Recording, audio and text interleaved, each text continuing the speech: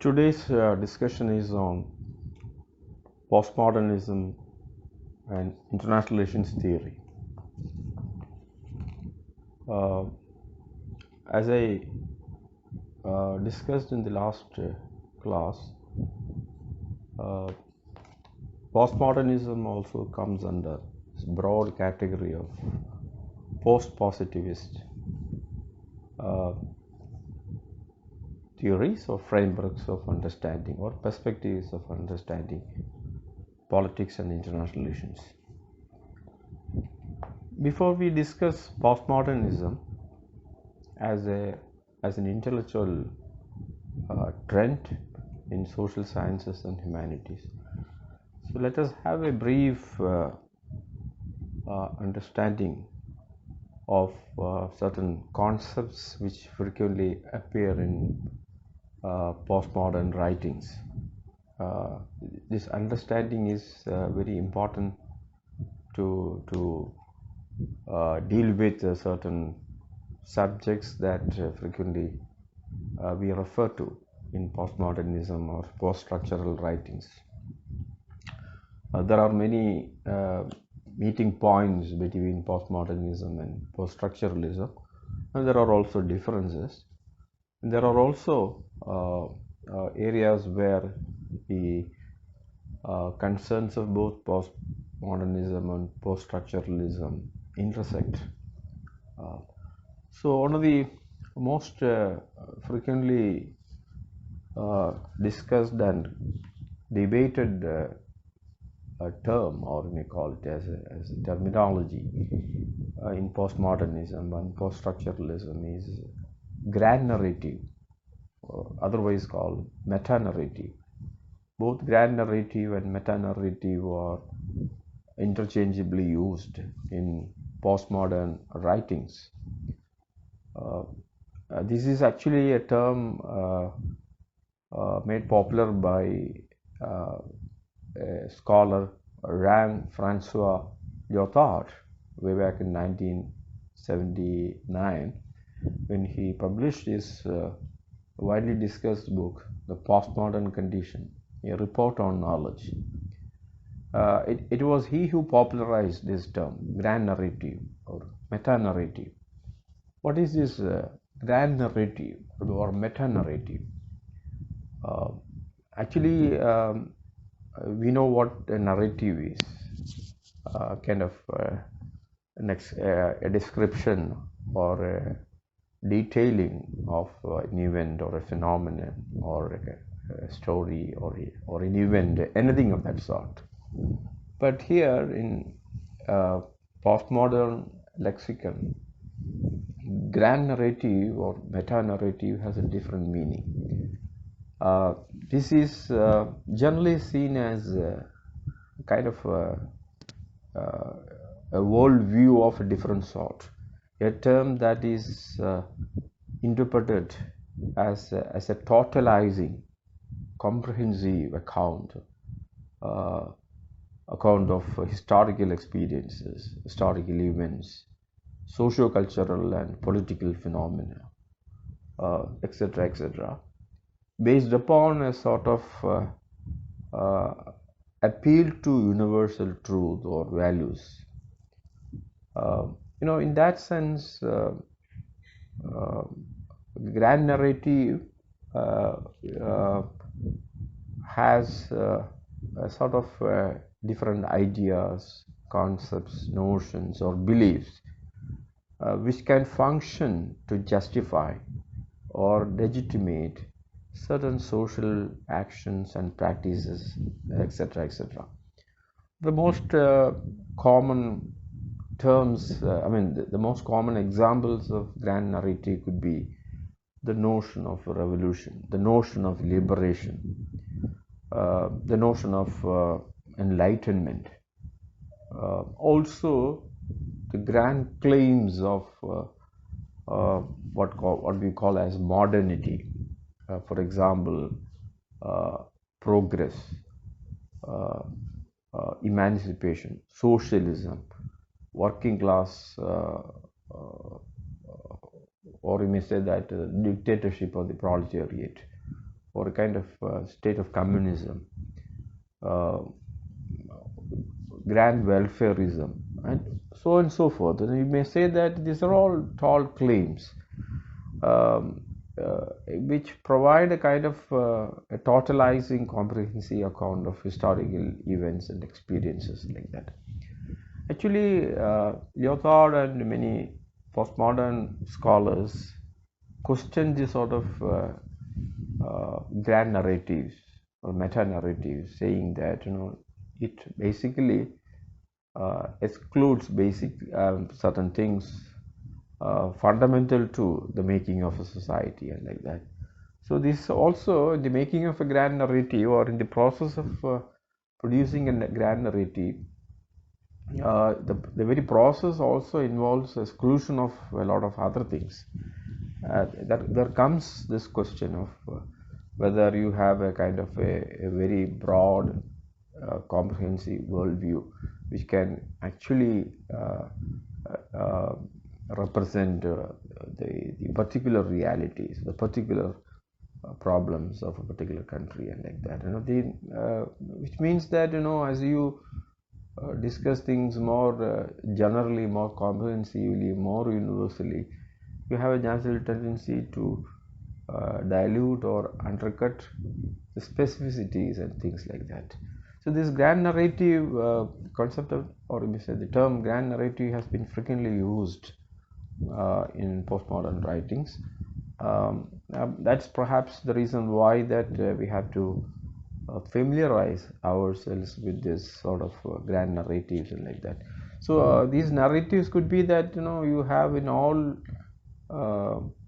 political ideologies, such narratives are there. For example, in liberalism, you have a kind of thinking that once progress is achieved, you have a kind of equality, justice, and everything that comes or that flows out of this sort of liberal worldview and things like that. So that is being questioned from the point of view of the grand claims of modernity. I think one of the important points which postmodernists raise is that all these are grand claims, have nothing to do with the particular realities and so on and so forth. We will come back to this particular narrative again in the specific context of postmodernism. So let us also familiarize ourselves with some other concepts which we frequently come across in postmodern studies.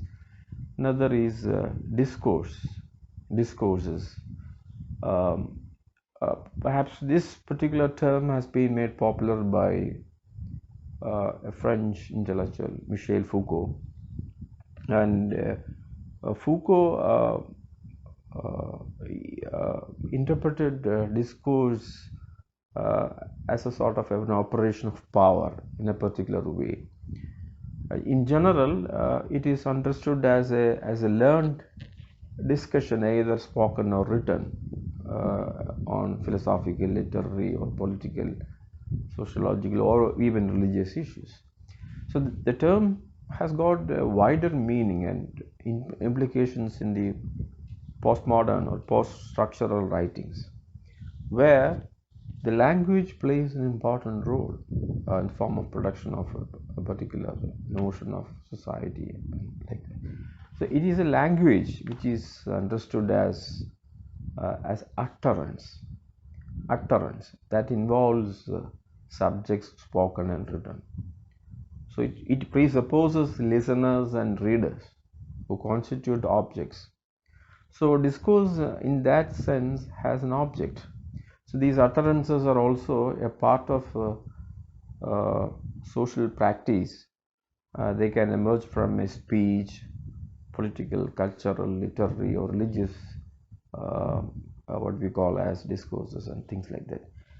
They may be philosophical also. It's very important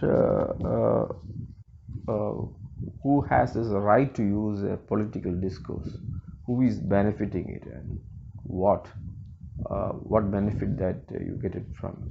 So how these things happen is very important. Who is policing it? So you have in different social locations such discourses prevail. You have medical discourses, you have penal discourses, you have civil discourses, and several things like that. So what is important is that a discourse in that sense can be understood from the point of view of subtle operation of power. Not only that power and accompanied by power knowledge, how power and knowledge are constituted themselves as belonging to the same mode of operation, mode of functioning in the form of discourse and things like that. So discourse from that point of view is very important in the making of the production of knowledge, the production of reproduction of society, and so on and so forth. Similarly, we also come across another interesting concept which we use it in different contexts in literary criticism, in social sciences and humanities. That's related to deconstruction. Deconstruction has been made popular by another French literary critic or intellectual, Derrida, and it was Derrida who made it so popular in critical literary studies and like that. Deconstruction is actually a particular kind of practice in reading and also a mode of criticism and analytical inquiry. It actually became popular in post-structural writings and post-structural readings. The reason why that it became a part of this literary tradition is that Derrida used it in the context of literature more profoundly, language studies, linguistic studies, and so on and so forth. So from that point of view, a text can be any text. A text could be a novel or a poem or a drama or even a constitution or even a film. A text can be read as saying something quite different from what it appears to be saying. That means we have the freedom to question the very rationale of justifying a position within that text. So instead of agreeing with what a text talks about itself with a particular meaning, deconstruction actually seeks to disclose many meanings in a subversive way. A deconstructive criticism of a text actually reveals that there is nothing except the text. That is, we cannot criticize or evaluate a meaning for a text by reference to anything external to it. So you have to be within the text in terms of doing it in that way. So a text may have so many different meanings that it cannot have a single meaning. There is no guaranteed fixed meaning in that sense. So we can have a kind of deconstruction of characters, deconstruction of what we call as events within a text like that. We have seen how deconstruction could be possible if you read a novel or a short story, how the central characters can be made quite insignificant, but quite insignificant characters may emerge with a kind of new what you call a social space with that text through an exercise of deconstruction.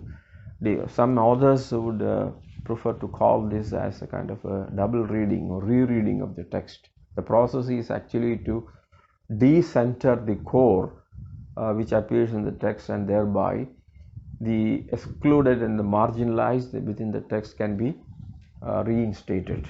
And the process, the process is to reinstate what is not known, what is not visible within that text and like that. So it's a very complex thing, that deconstruction, but the exercise of deconstruction should be profoundly textual. You cannot go beyond the text in terms of deconstructing a character and things like that. So Derrida made it very popular, that, and you find that in different disciplines, including in politics and international relations, deconstruction has been widely used by scholars in different contexts and like that. So this is another term that frequently appears in your analysis and so on and so forth. Yet another interesting term that is again very relevant today is the concept of biopower or biopolitics, which you might have heard about in the context of other studies also. In political science also this has been there and like that. But biopower in postmodernism carries a different meaning. Biopolitics and biopower are interchangeably used in the writings of Michel Foucault. I think it was Foucault who made it very popular. It's a kind of political power that moves around populations, humans as species, rather than individuals, humans as subjects or citizens. So Foucault conceived it as a new form of political rationality. It deals with the new forms of power exercised by the state. The state is more interested to know the biological secrets of humans, and it seeks to develop the capacity of humans as machines by disciplining their bodies. So Foucault terms this new kind of political rationality as biopower, because it is concerned about it concerned itself with every aspect of life, right down to its most minute parts, though only in the abstract. So it is interested in the health of the people in statistical terms, not in existential terms. So it cares about how people live and die, but not who lives and who dies and things like that. Maybe this is very important today in the context of a pandemic. I think his writings about a pandemic of the middle of the century, like the plague in Europe and other things, could be very important today. So biopower, he uses it as an indispensable element in the development of modern capitalism. Though he never uses the word modern, development of capitalism, which made possible the controlled insertion of bodies, human bodies, into the machinery of production, and adjustment of the phenomenon of population to economic processes. So this is a very important, crucial aspect of biopower, and you find that in the capitalist form of production. I think human beings have become not just necessarily a machine, but a part of a larger machinery, and in the sense that your physical, biological existence is possible only within a larger machine and things like that. So he also links it with, in a different way, he's another different sort of concept, which is again very popular in postmodern writings, particularly of Michel Foucault: governmentality. Governmentality is the way in which the state exercises control over or govern the body of its population. Foucault calls it as art of government, through kind of a governing, or you may say the controlling the body of its population with a wide range of techniques. That biopolitics in that sense is now more visible in the form of biometric control of human population, citizens, their identity and everything. So the surveillance state is now possible with our biometric information data that we generate with our it's not just thumb impression and like that, with your the eyes contact and all kinds of things, and your body becomes a part of a larger system controller like that. So governmentality means that your government has a particular method of production. Maybe you can say that in the current context of cyber controlled world, with a highly a technologically controlled, technologically determined world, human population can be controlled through this sort of exercise of control over your body. And when he discussed biopower in the context of change in the conditions of population, I think even colonial apparatuses used extensive what do you call that studies on human population. The census was started at a particular point of time. Statistics became very important in the production of knowledge of a society, of a population. The control over the population will be possible once you have statistics regarding their biophysics and the capillary of operation of power from that point of view, whether a human body could be appropriately used for governance in that sense. So they can even understand who is powerful, who is not powerful, against the state or with the state. All these things could be possible, and several anthropological studies were done with that sort of objective in terms of using it. So you know that there was a time when systems used to look at the population when they have a kind of an epidemic or pandemic coming and killing millions of population like that. So the governments have a responsibility within quotes, to look after the population. So from that point of view, health becomes a kind of an object of what we call control over the population through. So that's how that the vaccines have been developed over a period of time, and governments have become agencies of producing and also disseminating information on vaccines and eradicating certain types of diseases which we found as very very dangerous to human life and like that. So who is to live and who is to die? This is not the problem of the system.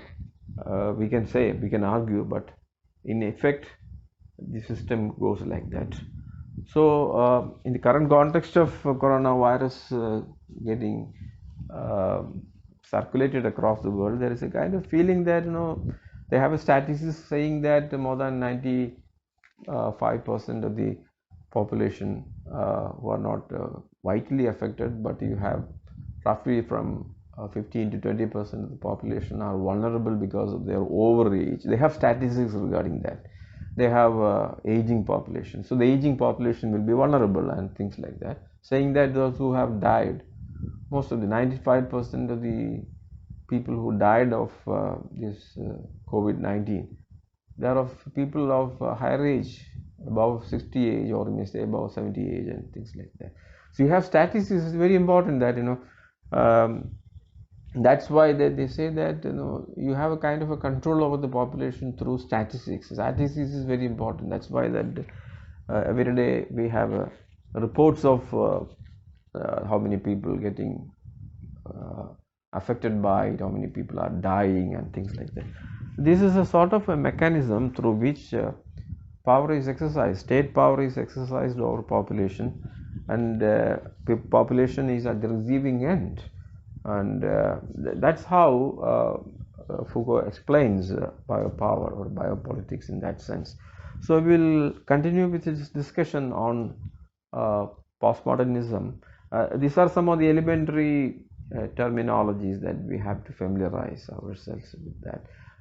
Perhaps when we discuss postmodernism in detail, we will have to look at all these specific terminologies in specific contexts and like that. Thank you very much. I will come back with the details of postmodernism and IR soon.